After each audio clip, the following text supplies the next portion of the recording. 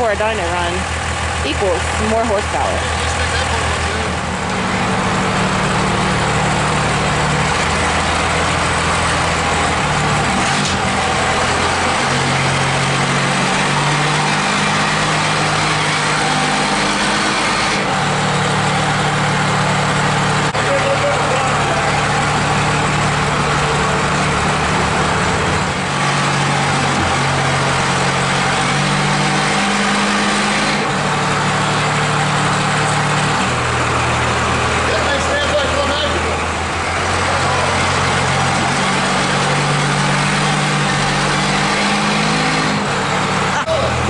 John.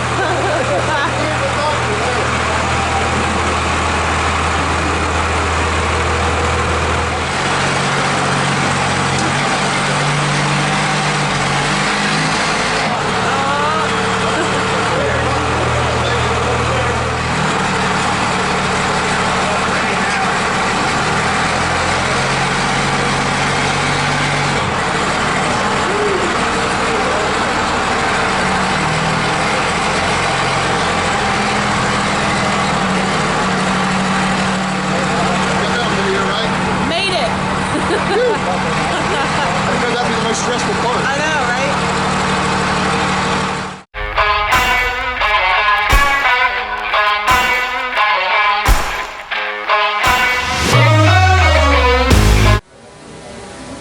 Yeehaw.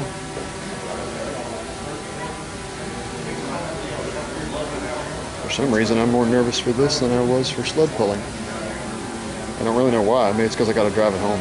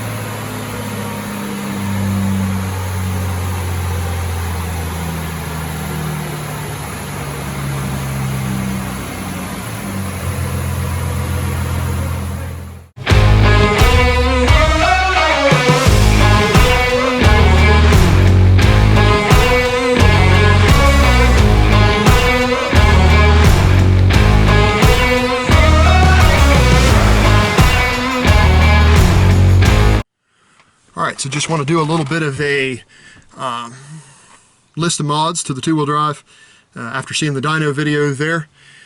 Some of you may not have seen the other videos, so you don't know what the truck's got, and so I'll just run through that real quick.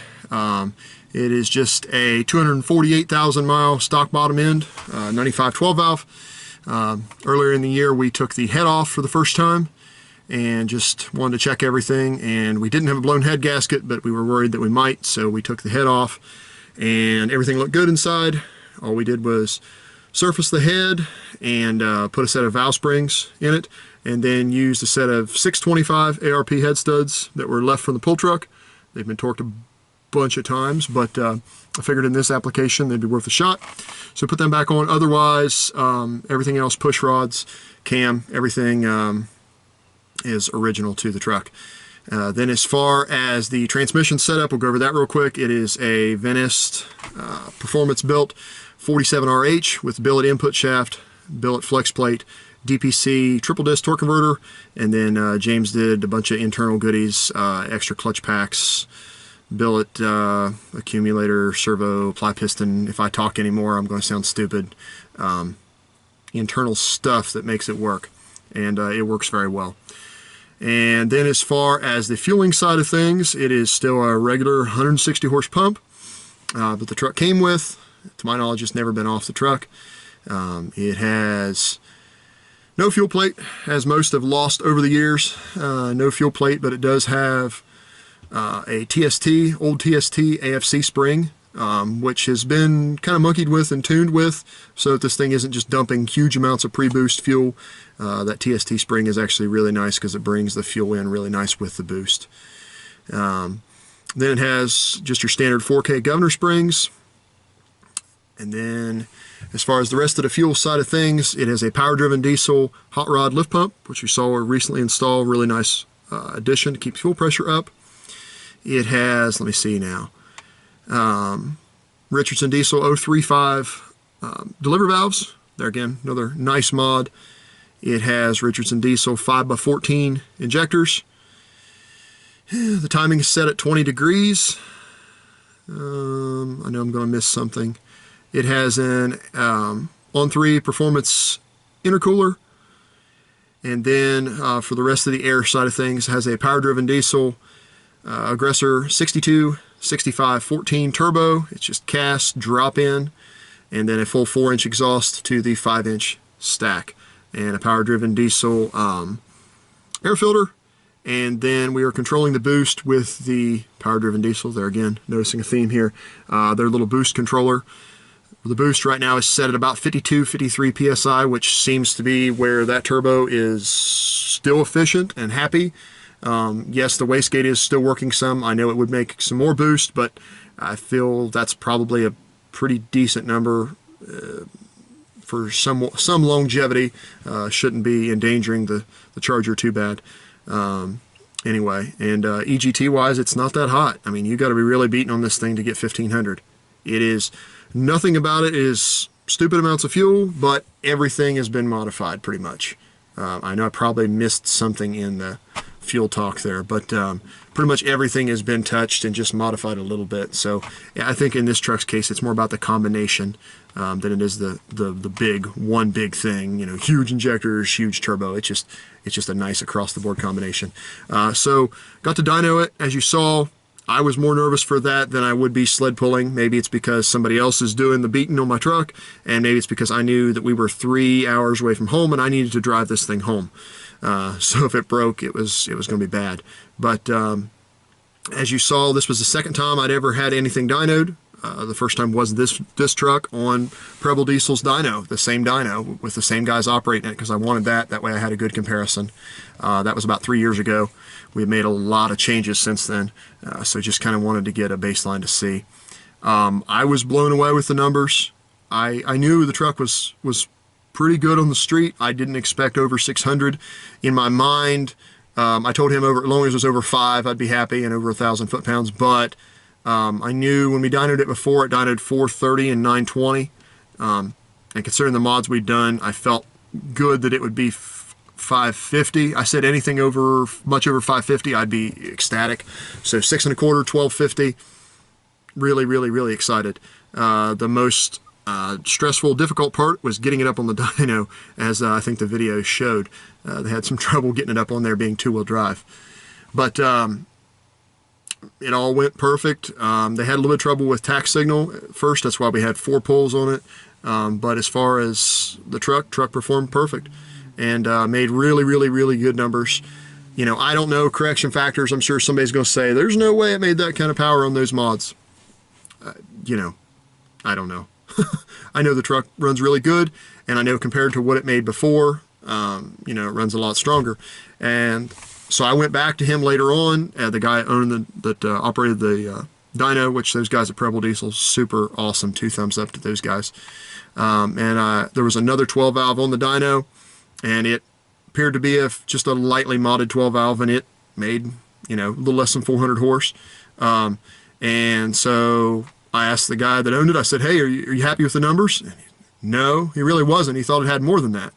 And so I thought, well, you know, maybe that's a kind of a comparison. You know, if he made huge numbers, you know, then I wouldn't feel as good about mine. But I thought, well, you know, that makes me feel a little bit better. And so I asked the dude with Preble Diesel there, I said, hey, what's the most you've seen? And all weekend, the most he'd seen was 740 on a Duramax. And so you know, we felt like we stacked up pretty good. Then that both of those things kind of made me feel like maybe made me feel better about the accuracy of the number. Because like I said, I know there's a lot of people that are going to say, man, that thing don't make that kind of power. But the truck does run really good. So really pumped about that. And then the best part, we drove the thing home. I filled up this thing. My house is like 2 miles from fuel station. I filled it up, literally drove it 3 hours out there, cruise 70, 75, and a few spirited runs of more than that, and just some shenaniganry in general on the way up there, and then back and forth to the hotel, and because we were staying up there for the pull, and then the dyno run, and then drove home, and we were within about 20 minutes of the house. I stopped and filled up. So that was literally trip to trip, you know, pen and paper, figuring this thing, and it figured 19.05 mpg. So that's actually what the truck actually gets. That's no lyometer, no computer check, nothing. That's a calculator, pen and paper. So pretty pleased with that as a whole. I think the truck is very happy at this part. The only thing that wasn't happy was the heater core, which apparently those high RPM runs rewarded me with a puddle of coolant in the passenger side floorboard. So that was the only disappointment of the weekend. But hey, if that's the only thing that went wrong, then for a 26-year-old truck to drive it 7 hours and several hundred miles, go dyno, make those kind of numbers, I was happy with the old girl. So as always, thanks for watching. Like, subscribe, share. We got more pulling content coming. We're just kind of showing you more of the stuff behind the scenes. We got some new stuff for the pull truck that we're going to show, and a new set of wheels for this truck, probably coming in the next video or so. So anyway, as always, thanks guys. We'll catch you in the next one.